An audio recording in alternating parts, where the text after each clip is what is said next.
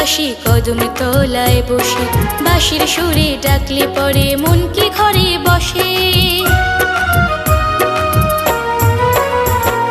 মাধব বাজায় মোহন বাঁশি কদম তলায় বসে, বাঁশির সুরে ডাকলে পরে মন কি ঘরে বসে। শুনলে বাঁশি ছুটে আসি মন মানে না, ভাল লাগে না সুখী ওগো ভাল